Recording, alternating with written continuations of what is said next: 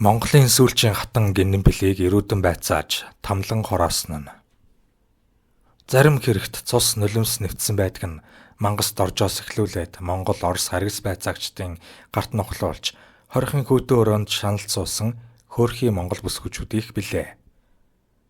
Монголын сүүлчийн эзэн хаан 8 дугаар огт Жавзан дам хотогтын хатан байсан нэн эмгэнэлтэй.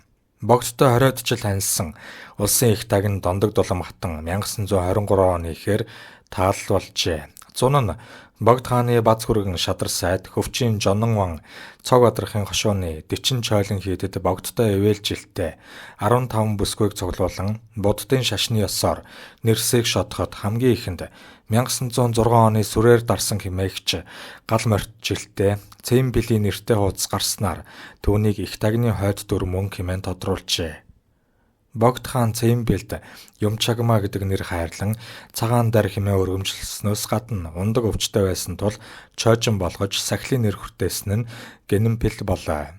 Гэвч 1923 оны хавар Богд хаан тэнгэрт хальж гинэн билд богдын сангаас тусгай өмч хөрөнгө олгож төрхөмд нь буцаажээ. Нутагтаа очоод тэрбээр лувсан дамб хэмээх бүх залуутай ханилж хоёр охин төрүүлэн амар жимэр суух болов. Зөнгөөрөө амьдарч суусан гинэн билийг ногоо малгайтнууд зүгээр орхисонгүй. Монголын хамгийн том феодал байсан Богдын хатныг зүгээр үлдээх нь улааны номонд харш байсан төдийгүй зөвхөн хааны хатан байсан зөвлөлт Монголын чекистүүдэд түүнийг үгүй хийх санааргалын үндэс хангалттай том шалтгаан болжээ. Гинэн бил хатан руу дайрсан дотоодыг хамгаалахын 1932 оны товтлогоог 10 хэрийн гиндэнгийн шинэ эргэлтийн бодлого хааж чадсан боловч олон мянган монголчуудын амийг залгисан 1937-оос 39 оны улс төрийн их шуурга тэр бүсгүйг ор мөргүй хаман отсон юм. Баримт зөвхөл Японы тусламжтайгаар ардын хувьсгалд засаг төрийг устгах гэж байсан гих хэргийн материал цугласан гих үндслэлээр гинэн билийг баривчлан хорж байцаах тогтоолыг дотоод явдлын яамны Хинтээ аймаг дахь ангийн эсэргүүцэн тагнах хэлтсийн хэрэг иргсэн төлөөлөгч очир бүрөв төлөвлөж тус ангийн дарга Ринцэн 1938 оны 9-р сарын 21-нд баталжээ. Улмаар маргааш нь хаттанг дайчлан баривчлах баримтанд гарын үсэг зурж ажилтнуудаа үүрэг өгчээ. Үнэн хэрэгтээ энэ нь жүжиг байсан бөгөөд баривчилгаа хууль ёсны дагуу байсан мэтээр харагдуулах гэсэн орлого байсан юм. Учир нь тэд энэ үед гинэн билийг хэдийнэ баривчилж өндөр хааны шоронд байцааж байсан аж. Цаг тийм л зөвөн байсан ажээ.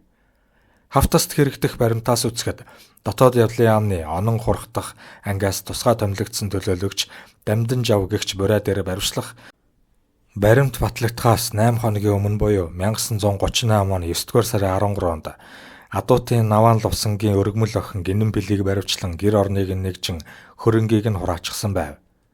Хатантны хэдэн удаа байцаасан тодорхой бос боловч архивт 3 удаагийн байцаалтын тэмдэглэл хадгалагдсан үлджээ.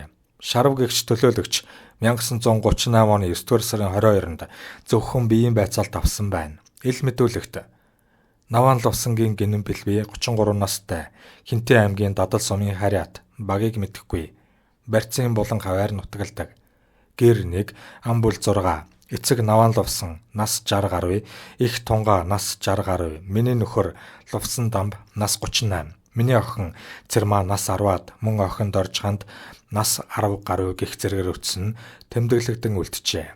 Харин Лхүмбийн хэргийг мөрдсөн байцаагч Оросуудаас хэрэг хүлээлгэх аргад суралцаж Хинтийн доо яамыг олон жил тэргүүлсэн шар хэмээх Ринцэн 1938 оны 10 дугаар сарын 26-ны байцаалтын үед гинэн билд улс төрийн хэрэг тулгаж 1-р 1935 онд Улаанбаатарт нөхрийн хамт ирж цог бадрах вангинд буудлахдаа ардын засгийг устгах талаар түүнээс сонсож байсан. 2.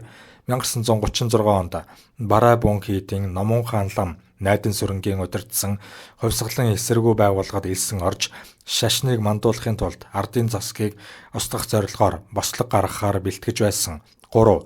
Түүнээс хойш ойр хавийн ардуудад ардын засаг өөрчлөгдөх тухай суртал ухуулга хийж байсан ба өөрөөс нь гарч бусдад өршлөгдсөн хараамуута бүсгүйг богдын хойд дүр мөн байж болзошгүй гэх зэргээр ярьж ардуудыг хувьсгалын эсэргүү хэрэгт татаж байсан. 4.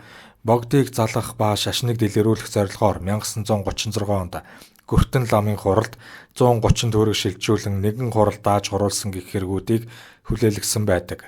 Мөн 1938 оны 10 дугаар сарын 12-нд очир бүр өгөгч нөгөө хэр цагаан дарыг байцааж хувьсгалын эсэргүү улс төрийн хэрэг үйлдсэн гэдгийг нь баталсан мэдүүлэг гаргуулснаар Генэмбэл хатан улс төрийн хэрэгтэн болон хувирч зам мөрөн шулууджээ.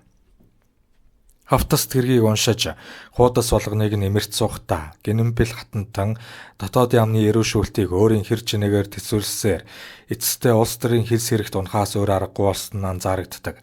Мэдүүлгүүдийн төгсгөлд гарын үсэг нь байхгүй зөвхөн ягаан өнгийн бэхэнд дүрж дарсан хурууны хээ бий.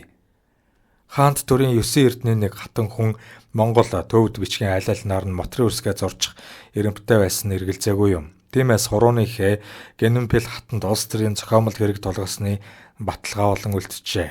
Тэрчлэн намрын жиндүү цагаар 20 газрын хаяа хатвчаар нь салхис ийгсэн галдгүй чийг даасан ханхаа гэрт хоол ундгүй шахам хоригдож байсан цэл залуухан бүсгүй Генэмбэл хатантан ямар их зовлон зүдгүүрийг гитлэн торхон биеийнхээ тэнхээгээр амьдралын төлөө чин үннийг хамгаалан тэмцэж байсныг цус нулимс нэвшрэн толботсон хавтас тэргийн хуудас бүрэлжлэн сэтгэл зүрхийг шимшрүүлнэ. Гэтэл Генэмбэл хатантны бие нь өндөр хааны хорхот хавтас тэрэг нь Хинтээ аймаг дахь дотоод яамны хилцэст байхад 1938 оны 11 дугаар сарын 22-нд дотоод явдлын яамны төв байранд хуралдсан тус яамны сайд Чой болсон Монгол Ардын хувьсгалт намын төв хорооны дарга Лувсан Шарав шүүх яамны сайд Цэрэн Дорж нарын бүрэлдэхүүнтэй онцгой бүрэн эрхт комисс гэгч шүүх эрх мэдлийг шүүхээс гадуур эдэлсэн хууль бус байгууллага түүнийг эх орноосоо урууж ардын засгийг устгаж империалист Японы дэмжлэгтэйгээр хаант засгийг сэргээн байгуулахаар завдсан гэж буруутхан буудан алж хөрөнгийг нь хураах ял оноосон байдаг. Тэр 3 эрхэн дээдсийг сүйтэй цай бууз хуушуур зөөлгөн ууж идэж байх зуурт Монголын сүүлчийн хатантан бурхны оронд залагдж хаад байжээ. Харин 1990 оны ардчилсан хувьсгалын үрээр улс төрийн хэрэгт шийтгэх текстийн асуудлыг нягтлан шалгах явцад улсын дээд шүүхийн цэргийн коллегийн 1991 оны 6 дугаар сарын 28-ны өдрийн 110 дугаар тогтоолоор 1938 оны уг хэргийг хэрэгсэхгүй болгож Генэмбэлийн нэр төрийг сэргээн загаатгажээ. Гэвч Нугалаатны дүү байнаар 1932 онд эсэргүү феодал гэж хөрөнгөө хураалган баривчлагдаж хар гэрт хоригдон хавчигдаж байсныг нь гүйцэд нягтлалгүй орхисноос Монголын сүүлчийн хатантны нэрэн сэвтээ ансхан чигтээ орссоор байна. Хатантныхаа гэгэн нэрийг бүр мөсөн цайруулж нулимсыг нь арчиж өгсөн. Мөнх баяр. Улс төрийн хилмиг текстийн судалгааны төвийн эрдэм шинжилгээний докторант.